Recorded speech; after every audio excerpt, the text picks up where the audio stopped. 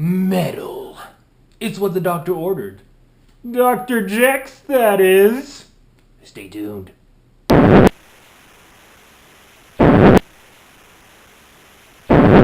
Hey there, music lovers. What's happening? I'm Jex Russell, and I have for you guys today a long-awaited CD update. That's right.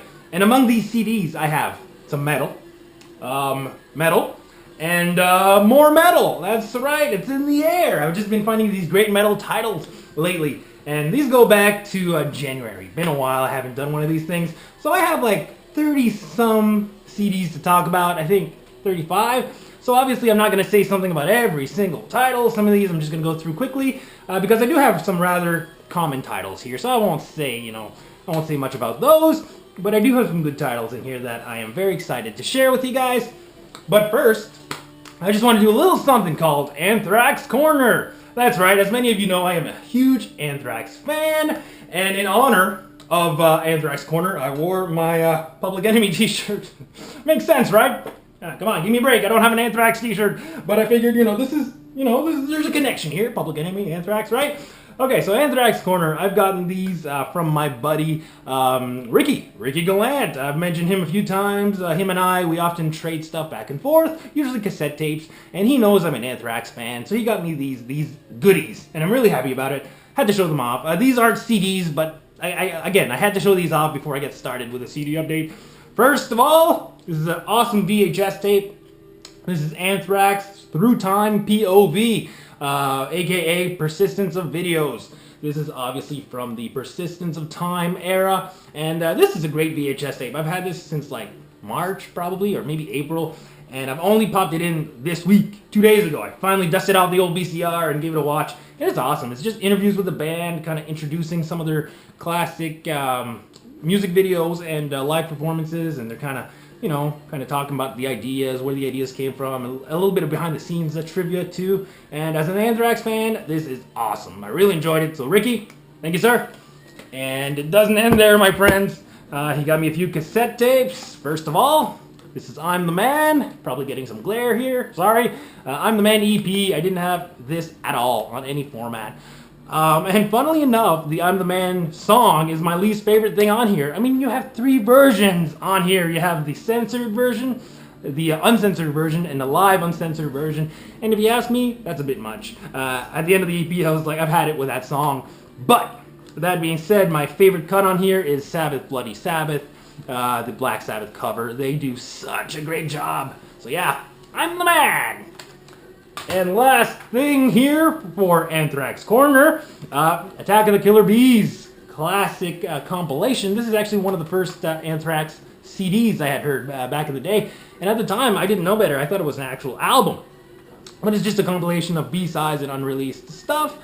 And to my surprise, I didn't know this going into it, but this cassette here is actually censored. And I didn't know that going into it, but I popped it in, I started listening to it. And the first song, Milk, which is just a hilarious song, it's to my surprise, I'm just listening to it, and it goes like this. I wish I had some milk. My Cheerios just ain't the same. I wish I had some milk. And I'm like, what is this buzzing sound? So yeah, all the swear words have been replaced with the sound of bees buzzing. And I'm like, what? It gets kind of annoying. Luckily, there aren't that many swear words. They're kind of few and far between. But yeah, I didn't really care for that. But it is funny. It is funny, and I would expect that from Anthrax. They have a sense of humor, so instead of just bleeping it, they put the sound of bees, which is kind of cool. But yeah, caught me off guard. Okay, a little bit of water, and we'll get into some CDs. Now that I'm hydrated, let's talk about some heavy metal, huh? Last week, this would have been Thursday morning last week, June 22nd. I wake up and I'm on Facebook, and I'm part of this group. It's like a music/vinyl group, and this guy was selling a bunch of CDs and vinyl. And the vinyl was a little pricey for me, couldn't afford that, but the CDs, these titles that he had, and I had to put a few aside. So here we go. First of all, this is Razor with Executioner's Song from 1985. Great Canadian thrash metal. I had actually heard about this from Frank, Channel 33 RPM. It was probably about 2 years ago or so. He showed off the vinyl, and I've been trying to find a copy ever since. Finally got me a CD, and this is some great stuff, man. This is like you can sense the Motorhead influences on here all over the place, even in the vocals. It sounds a lot like Lemmy, and it's great. It's fast, it's aggressive. Actually, the second song here is called Fast and Loud, and that just describes the album, Fast and Loud. Amazing stuff. Definitely check out Razor if you have a chance. And the next one, another Razor. This is Malicious Intent from 1986, and this is later on. They had an album between that one and this one. And this one is a little different. There's a little less Motorhead influences and a little more Slayer. I thought there was a lot of Slayer similarities. I don't know. Let me know if you guys agree, if you've heard this. But yeah, it's a lot more aggressive, a little angrier, faster, and everything. But amazing. Still a great thrash offering. So yeah, Malicious Intent, Razor. So those were $5 a piece from that guy. Really great price. And this next one I got from him, he was asking a little bit more. This was $10, but totally worth it. Didn't have anything by this band. And this is Fate's Warning. This is their album Awaken the Guardian from 86. And I didn't have anything by Fate's Warning. I had never really heard Fate's Warning, but I heard a lot about them in the VC, especially from Scott Waters. I think he was the first person that I had heard about this band.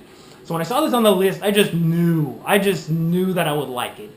So I asked for him to put it aside for me. And yeah, the reason why it was a little bit more for this one is because this is an original 86 release on Enigma/Metal Blade Records.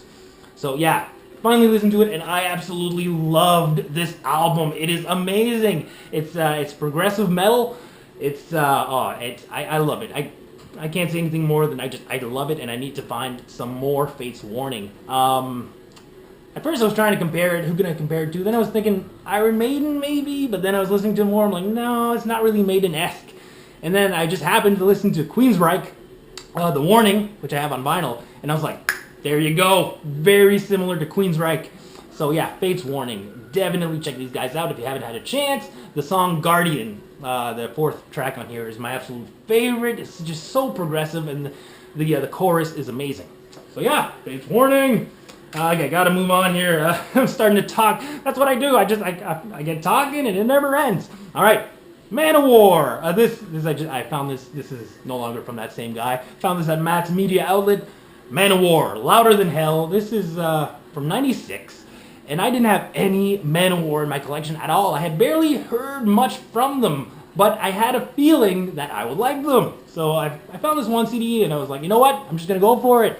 If it's bad, it's bad. If I like it, great. And I ended up liking it. It's the thing about Manowar, it's either you like them or you don't, right? Many people know this, and as I've heard people say before, you gotta get the joke. You gotta understand, the joke. And I get it. I totally get it. Like they're just all about like, like it's like battle metal, and it's their album covers say it all, and I like that, man. I like that vibe. It's cool. It's all in good fun. You have to understand that it's all in good fun, and yeah, I enjoyed it.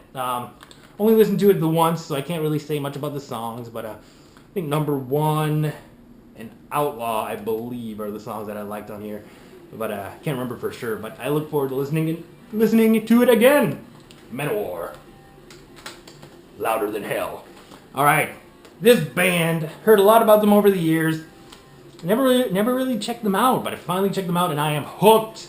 And I am talking, of course, about Sepultura. This is Chaos AD. Funny story about this. I'll go into it real quick.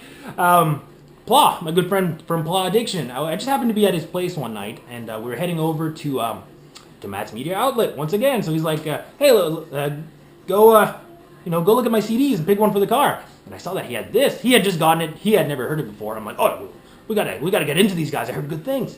So we pop it into my car, and we're both like, this is awesome! So we're just loving it. And then we get to Matt's Media Outlet, and I find myself a copy that same very night. So I picked this up for myself, and yeah, I've listened to it so many times since. And there's not a bad song on here. The opener, Refuse Resist, is awesome. Territory, classic track from them. And yeah, and the whole album is just non-stop, just thrash, and it's bordering on death metal.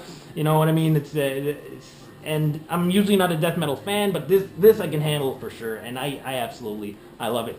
And that same night, same store, Matt's Media Outlet, I found this Sepultura Beneath the Remains, and this is some earlier stuff. This is from '89. This one was from '93, I believe. Yeah, '93. This is from '89, so I had obviously never heard this before, but I thought if it's earlier, chances are it's going to be better. And I don't know if it's better, but it's equally as good. I enjoyed this very, very much. I think Inner Self is a song that I really liked on here. Usually I have these on in the car, and I don't really pay attention to the titles, but yeah, I believe Inner Self was my favorite cut on here. So yeah, Beneath the Remains, Sepultura. I'm loving these guys. These are the only 2 CDs I have by them, but I look forward to getting more in the future. Same night, I got Kreator, Out of the Dark. This is a live EP. I think it was originally released as a 5-track, but this is a later release that has 8 tracks on here, a few studio cuts, and again, I'm hooked on Kreator. This is some great German thrash metal, and again, I feel bad. I can't say much about the titles, but it's fast, it's aggressive, it's awesome, and I really want more from them. And I just happened to get more from them because a few weeks later at Livewire, Marty, who owns the place, my buddy, he got in some Kreator, and I didn't really know the albums. A lot of them were a little newer, but I decided to grab the oldest one he had, which was this one, and this is Coma of Souls from 1990. And oh man, I can't get enough of this album. When the Sun Burns Red, the opening track, amazing. The title track, Coma of Souls, awesome. My favorite cut on here is Terror Zone, track 5. So good, so good. It's probably the most progressive track on here too. And yeah, I need to get more Kreator in my collection. So good. Got more Canadian got some more Canadian stuff here. Voivod. This is their debut album, War and Pain, 1984. This is the 20th anniversary from 2004. Metal Blade Records. This is 3 discs. So yeah, it's some great stuff. You got a lot of material on here. Disc 1, you have the actual album remastered, and you have a little bit of you got 3 songs from their first show, June 1983, and then you have some Metal Massacre 5 sessions, 3 songs from that. Then on disc 2 is live demo, December 1984, and the bonus disc, the 3rd disc is enhanced. So I haven't really checked that out, but yeah, Voivod, loving these guys. I'm late to this party. I only discovered these guys about 2 years ago because they came to town. They played here in Moncton. And a bunch of my buddies were like, "You going to see Voivod?" It was a big deal, and I didn't really know who they were. So I checked them out. I had checked out this album because I wanted to start from the beginning, and I didn't really care for it at the time. I'm like, I don't know. But then I grew to like it. I wish I would have went to the show. I know some people that went. Apparently, the guys were super nice. The guys in the band were very, very nice. And they, some people I know got stuff signed and whatnot. And yeah, I'm kicking myself. But I had their debut. Great stuff. French-Canadian guys, too. They're from Jonquière, Quebec, I do believe. Which is cool, because Quebec is it's my neighboring province. It's just one province over. I'm in New Brunswick, and Quebec is right there. So, we're pretty close. And I can hear some, when they sing, they have that accent, that French-Canadian accent. I'm pretty lucky. I don't have much of an accent, but, I can recognize a French-Canadian accent when I hear one, and they definitely have it, and I love it. I love it. It's great. And I'm just so happy to see. I see people in the VC bring up Voivod all the time. And it's just so cool to see a band, an English-speaking band from Quebec that just got worldwide recognition. That doesn't happen too often, and I think that's awesome. It's really cool.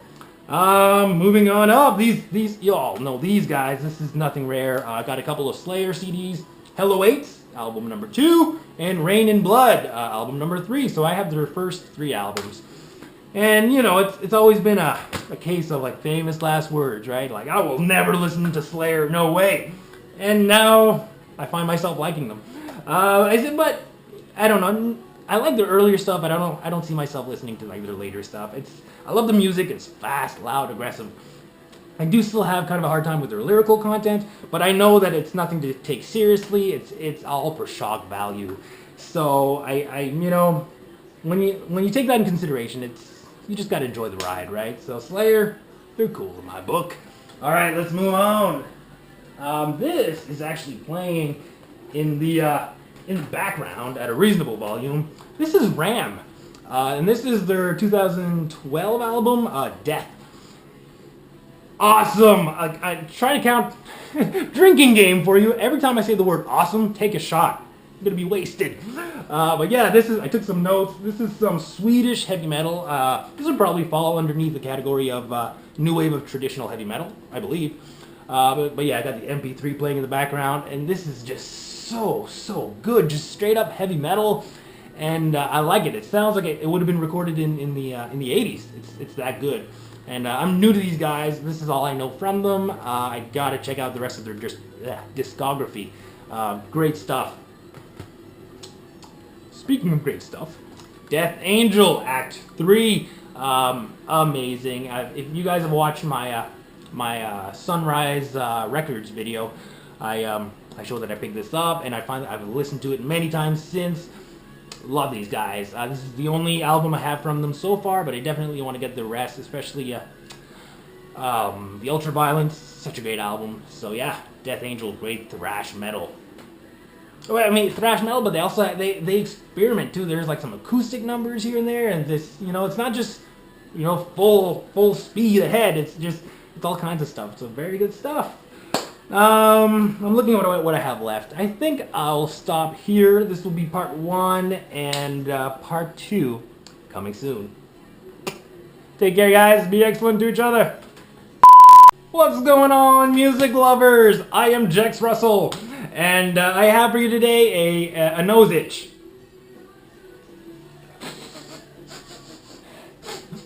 All right.